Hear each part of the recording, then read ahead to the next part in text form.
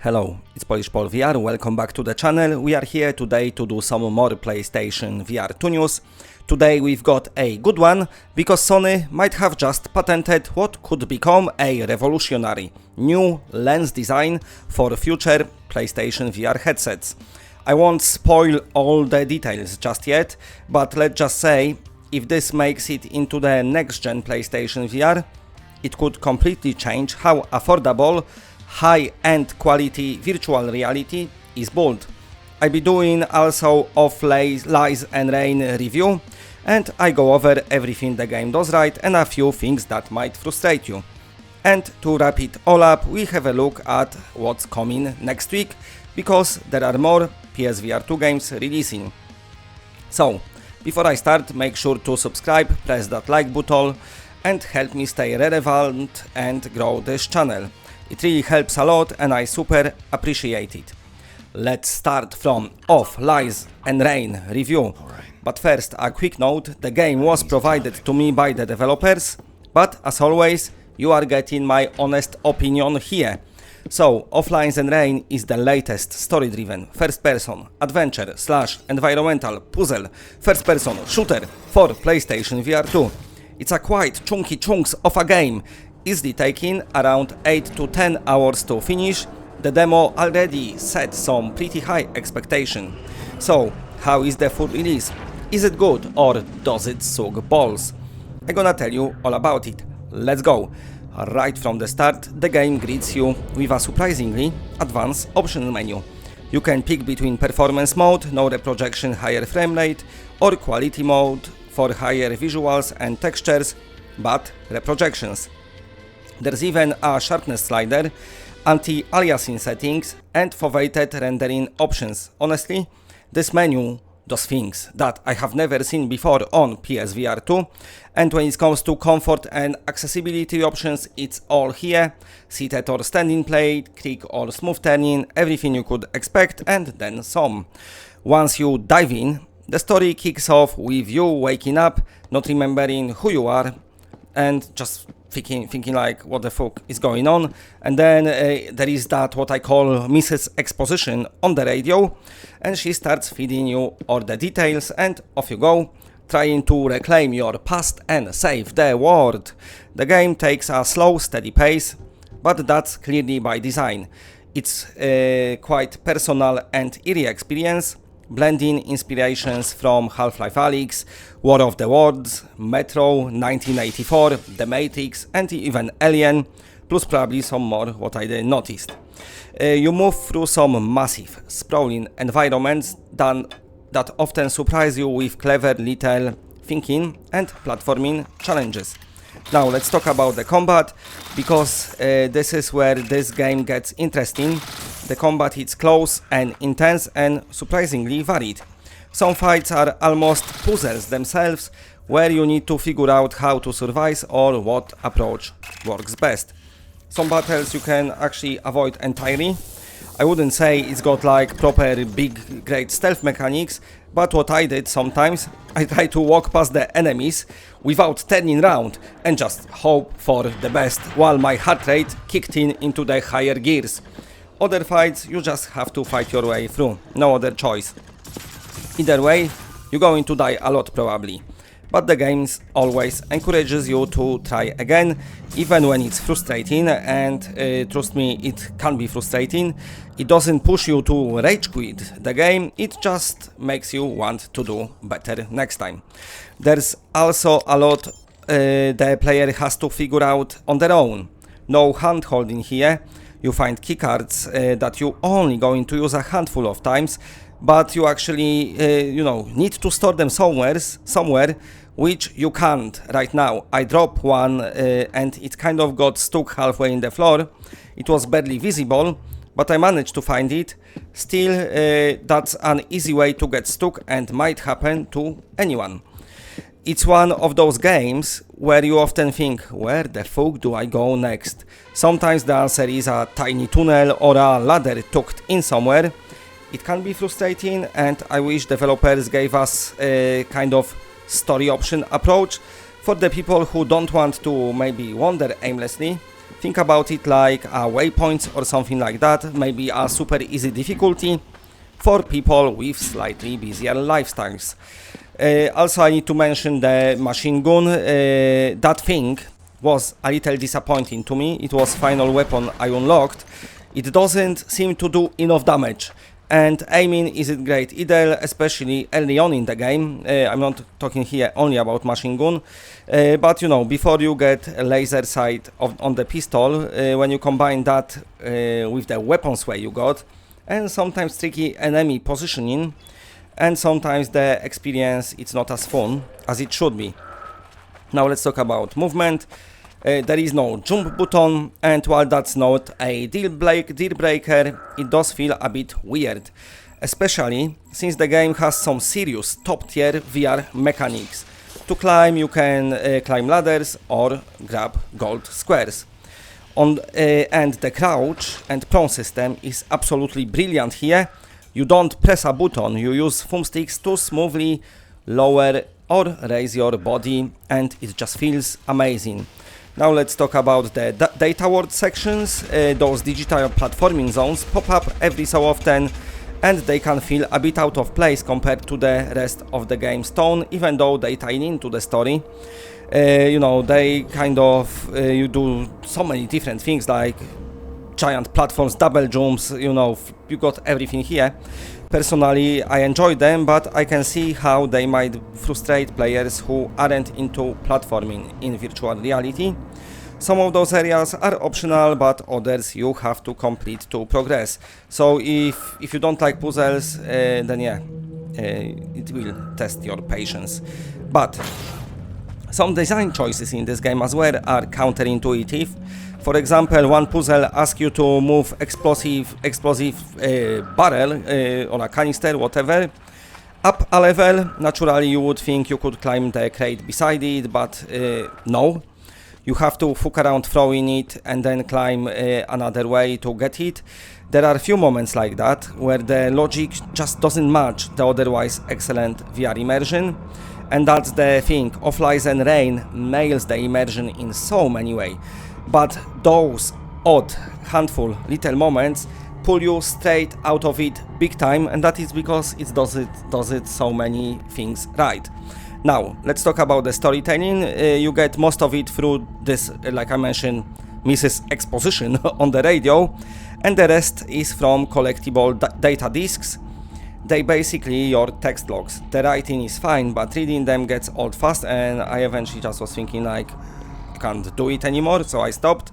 It would have been nice to have some kind of reward or incentive for reading them, maybe like the Last of Us style, when you find some secrets or ammo or health or something where it can be placed, just anything. Now also, since it's called Offline Rain, the rain plays big part. You see it a lot. The Mercury lane looks okay, but it's a bit dated, kind of a moving texture on the ground and some white streaks for raindrops. I wish it had some transparency or some water on lens, which is your headset effects. Saying that, thanks to beautiful PSVR2 screen, the game's art style absolutely shines. The true blacks and oversaturated lighting and shadows really pop here. The game plays perfectly to the strengths of the PSVR2 hardware, and when it comes to PSVR2, I'm not talking lenses here, I'm talking that OLED screen. It's top of the class, and Offline Rain is one of the few games that truly shows it. For a small indie team, the art direction, lighting and color choices are top tier. There are moments that are genuinely breathtaking. You spend a lot of time climbing, crawling through tunnels and walking through corridors with lasers activating as you pass, or some other types of, let's call them, traps. It's fun for the first 10 times, but eventually it will wear thin on you and starts to drag a bit, and honestly speaking, there is some section of this game that are genuinely boring. A sprint button would definitely help here, or at least the one being able to run for longer than 3 seconds. A jump button would also add a bit more freedom, especially since those data worlds platforming sections you can actually pull off those huge leaps and even double jumps. So having at least a small jump in the real world would just make movement feel more natural and fun. Even if it wasn't to be a useful button, I still would like it. Now, on the positive sides, exploration is great. You can find GPUs scattered throughout the world, which you can use to upgrade your character and weapons. They hidden sometimes in plain sight, sometimes very well. You just either see them or not, I don't know, and they give you a nice incentive to look around. Of Lies and Rain might be an indie game, but it blows most of indies out of the water. Maybe apart from the Red Matter series and Arcane Age lately, this is one of the most impressive, smaller scale PSVR2 projects I've played. At its best, it feels like something you expect from bigger studios. When it works, it really works, it raises the bar for everyone else. When it doesn't, it just feels a little bit off, but overall it is a fantastic effort that understands VR better than most big studios out there. So yeah, Of Lies and Rain gets solid 8.9 out of 10 from me. It's a great experience, a bit repetitive in parts for sure, but the positives absolutely outweigh the negatives. I'm genuinely excited to see what this studio does next, because they clearly get virtual reality. Also, to all the other studios out there, big or indie ones, go to PlayStation Store, buy this game, look what it offers, explore the things that work and what this game does right and different than maybe what is the standard at the moment, and go and implement it into your games, while of course reject what didn't work. But when this game works, it basically sets some standards. So I highly recommend that, and it's pretty much must-have addition to the PlayStation VR2 library. So if you own PSVR2, you must own this game. There is no other option. Okay, now let's go to the news. And a few weeks ago I mentioned a brand new patent from Sony related to VR lenses. I did it as one of the news stories in my videos, and then I said I come back to it with more detail, and today it's time to come back to it and give you all the details. So the patent, officially titled Lens Unit and Image Observing Device, US patent 12/429/668, was granted on 30th of September 2025 this year, and it comes straight from Sony Interactive Entertainment, the PlayStation division, the same people behind the PSVR2, not from their camera or optics branch. So this is from the PlayStation, which means this design was made specifically with gaming and VR headsets in mind, and what it aims to do is simple but incredibly smart. It tends to create a lens system that look as good as the expensive ones, but costs a fraction to make. Now keep in mind, this is disclaimer, patents might never materialize, and sometimes companies patent things just to have the technology covered. But anyway, let's start with what we have today, which is most modern VR headsets, including PSVR2, use Fresnel lenses, the ones that look like they have those thin circular ridges. They're cheap, lightweight and easy to mass produce, but they have few big downsides. They cause the God rays and glare when light hits the ridges. They have a small sweet spot, one of the main PSVR2 criticisms, and when you move your eyes or head slightly, the image at the edges starts to blur. Then you've got the pancake lenses used in newer headsets like Quest 3 and Apple Vision Pro. They give you an incredibly sharp image across the screen by folding the light through several internal reflections using polarizing filters. The trade-off is they are very expensive to make, they require precise layering and coating, and production is slower. Not ideal if Sony wants to keep the next PSVR2 a consumer-friendly price. Sony's new patent might offer a third option, a way to bridge the gap between the clarity of pancake lenses and the simplicity of Fresnel design. This new system uses a multi-layered curved lens that carefully shapes how light passes from the display into your eyeballs. Instead of relying on ridges or mirrors, The curvature of each internal layer naturally bends light towards the center, improving focus and clarity without all the complex coating and filters.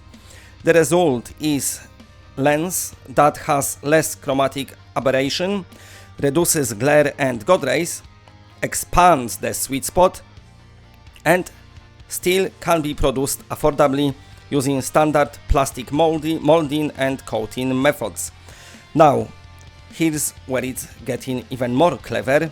Sony design doesn't just rely on exotic material or ultra-fine polarization layers like pancake lenses do.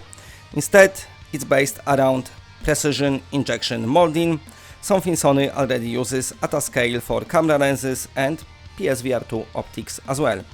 Here is a simple breakdown of how those lenses probably would be made. Sony would use an extremely precise mold shape to match the lens curvature defined in this patent, and then instead of producing a single thick lens, Sony could mold two or more ultra-thin lens layers, each with slightly different curvature. Those layers are then bonded together, forming a single optical unit. What makes this so efficient is that it uses common VR manufacturing processes, meaning Sony could mass produce those at nearly the same cost as their current lens, but with significantly better image quality.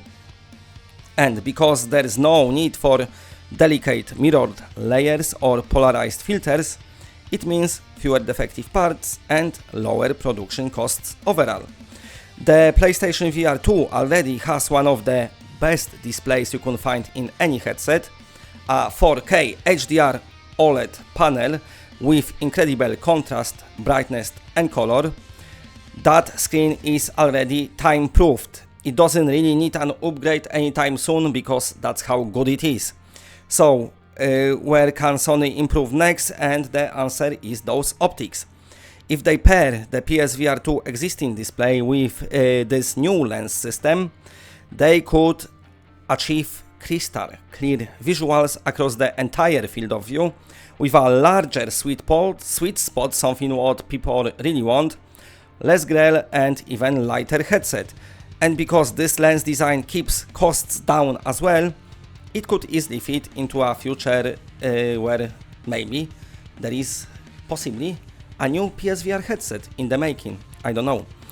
What really stands out here is Sony's approach. Instead of chasing expensive premium optics like Apple, Meta, maybe even Samsung now does, they engineering a smarter gamer-focused solution. Something that delivers nearly the same visual quality but at a much lower production cost. It's just an example of Sony being classic Sony and using their innovative thinking when they try to innovate the design to keep the price low. By refining the way light moves through the lenses rather than layering on expensive parts, they making VR tech more sustainable and affordable for everyone. So, in short, Sony's newest lens patent completely reshape how affordable, high-quality VR could be made. It's a design that delivers sharper visuals, a larger sweet spot, fewer optical flaws and simpler production, all at a cost that still makes sense for the PlayStation ecosystem. If Sony does use those lenses in future PSVR model, it could feel like a true generational leap, not because of a higher maybe resolution or better screen, but because everything just looks and feels better thanks to those better lenses. Alright, okay, it's time to talk about next week releases. Starting off next week on Tuesday, 4th of November, we've got Of Lies and Rain hitting PS Store. If you watch this video, which I'm assuming you have, you already know exactly what it's all about, as we just went through the review. I just done it, so yeah, magic. Anyway, moving on, and also speaking about Tuesday, the wait is almost over. Flat to VR is teaming up with PSVR2 without parole for a very special PlayStation VR2 Day live stream, and that's gonna happen at 11:30 AM Pacific time, 2:30 PM Eastern time. 7:30 p.m. Greenwich Mean Time or 8:30 p.m. Central European Time. There's likely be some epic PSVR2 news and surprises, so make sure to tune in live. You won't want to miss that one. And then on Thursday, 6th of November, it's time to dive headset first into the skies with Rouge Apex Edition. This one is a high-speed wingsuit racing game where you'll be soaring through canyons and cliffs and getting so close to them that literally your balls gonna tickle the rocks, and then you get extra boost for it. And you're gonna be racing against others in those super awesome race courses. The PlayStation VR2 version comes with some serious upgrades over PSVR1 version, and you're gonna get, of course, enhanced visuals, adaptive triggers and haptic feedback, eye tracking support for weighted rendering, 3D audio, headset feedback, 120 frames smooth, and it's just gonna make it all incredible while you play it. Anyway, my full review will be up as soon as the embargo lifts, so make sure you subscribe for that as well. Thank you very much for watching, I super appreciate all of you. If you like what you're seeing, then please press a like, because it does help the channel a lot. And if you're new to the channel and are not subscribed, then subscribe. It's always better when it's more of us. And that's it. Bye bye bye bye bye.